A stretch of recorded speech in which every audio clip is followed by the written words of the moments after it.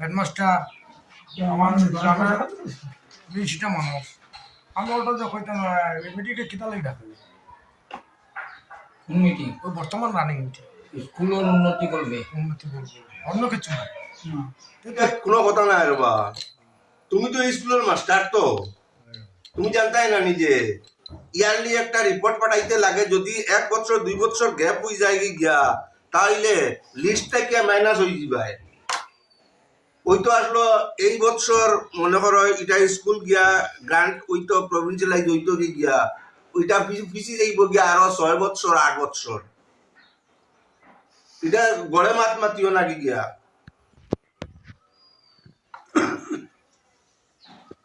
আমি তো পরস্পর শুনলাম যে এটা ল্যাপসাস হইছে কারণ ছাত্র তাহুকা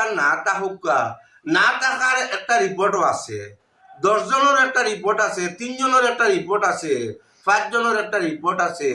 তো ইয়ারলি কন্টিনিউ রিপোর্টটা সরকারের কাছে যাইতো আসলো এখানের মধ্যে ল্যাপসাস হইছে গিয়া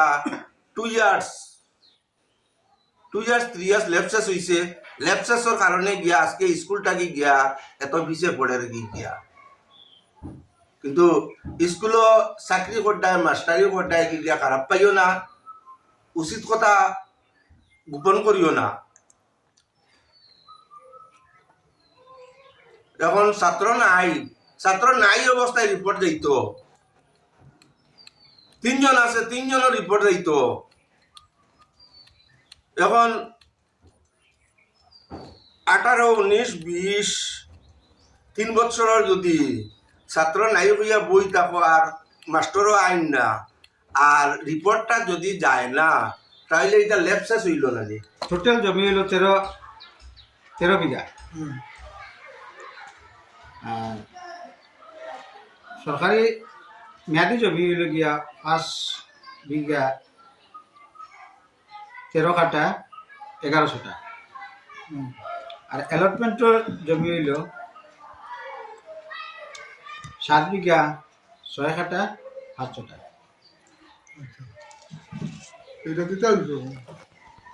এই অ্যালটমেন্টের যে জমি আছে এই জমিতে গিয়া খোদাই করিয়া শিমু দাস নিমু দাস খোদাই করিয়া মাটি উন্নত লইয়া গেছে কই বা কই বিক্রি করলো এটা নিজে জানি না এরপরে আমি খবর পাইছি আর স্কুলের যে দানকৃত জমি আছে মেয়াদি যে জমি এই জমিতে প্রথমে তারা একটা কুয়া দিছে ছোটমোটো একটা কুয়া দিছে কুয়া দিয়ে তারা জল খাবার তখনও আমি তারা বাধা দিছি তখন মিন্টু জমিদাতা মিন্টুয়ে কইছে স্যার আমরা তো একটা কুয়া জলের ব্যবস্থা নাই আমরা একটা কুয়া দিয়ে আমরা জল খাওয়ার ব্যবস্থা করি এই কুয়াটারে ধীরে ধীরে তারা বড় করিয়া শেষ পর্যন্ত ফিশারি করছে এরপরে ফিশারি করার পরে এখানে তো আমি অনেক সময় অজয়বাবুরেও কইছি যে স্কুলের জমিতে এই সমস্ত কাণ্ড করে পরবর্তী সময়ে যে ঘটনা ঘটবো সেটা এই তুমি চাপ তখন অজয়বাবু করবো স্কুল যদি গ্রান্ট হইতে স্কুলে নিব গিয়া সরকারে আমরা দেখো আমরা তো দিলেইছি দিয়া এরপরেও আমি যখন তারা বাধা দেওয়াত গেছি তখন তারা আমার লাগে ঝগড়া করছে মিন্টু আমার বিশেষ করে মিন্টু আমার লাগে খুব ঝগড়া করছে বলে স্যার আমরা জমিন তো আপনার কিন্তু আমরা জল খাইতে আপনার কোথাও অসুবিধা পরবর্তী 2019 পরবর্তী 3-4 মাস আগে থেকে স্কুলের সামনে আইয়া স্কুলের বারিন্দা বেড়া দেয় তখনও তারা আমি বাধা দিছি সিমি তখন আমি তারা বাধা দিছি বাধা দেওয়ার পরে আমার হয়েছে স্যার আপনি বই নি আপনি আপনার জমি যদি হইতে আপনি খাইবা আর নাইলে আমার তুমি জমিন আমি দিয়ে আর আপনার কিতা অসুবিধা আছে আমি বললাম 2099 স্কুলের জমিন দেওয়া হয়েছে আর 324 গিয়া করে জোর জায়গা এটা কেমনি আমার কাছে তো সব রেকর্ড আছে আমার কাছেও রেকর্ড আছে হইয়া শেষ পর্যন্ত সে জবরদস্তি আইয়া কেন ইউরিনাল আছে ইউরিনাল বাঙ্গের মাটি কাটের গাতাদের এরপরে স্কুলতে গিয়া তোমার বেঞ্চ বেঞ্চগুলো চুরি করছে সব, স্কুলের বই রেজিস্টারি পর্যন্ত চুরি করছে, যে প্রমাণ আছে আমার। আপনি যে প্রশ্ন করছেন আমার উত্তরগুলো আমার ছেলে দিব, আমার শরীর অসুবিধা আছে। নমস্কার, আমি আকাশ দাস। আমার পিতা শিমু দাস। ওনার শারীরিক কিছু অসুবিধার দরুন এই আপনার প্রশ্নের জবাব আমি দিচ্ছি। আমাদের পৈতৃক সম্পত্তি আমরা বহুকাল থেকে খাওয়াহাটা করে আসছি এবং প্রয়োজন সাপেক্ষে বিগত বছর দেড়েক আগে আমাদের জমির কিছুটা অংশে বেড়া বসিয়েছি। তো সেই বেড়া বসানোকে কেন্দ্র করে সুনা অনন্ত কৃষ্ণরাম হাই স্কুলের প্রধান শিক্ষক উত্তম কুমার দাস বারংবার আমাদের উপর থানাতে মামলা দায়ের করেন। এতে বারংবার কাটাখাল থানার কর্মকর্তারা এই মাঠে গিয়েছেন, আমাদের বাড়িতে গিয়েছেন এবং জমি সংক্রান্ত সেই বিষয়টি জানতে চাইলে আমরা বারবার সেই জমির রেকর্ডগুলা পুলিশের হাতে দেই এবং তারা দেখে। তো বিগত কয়েকদিন আগে তারা আবারও পুলিশে মামলা করে।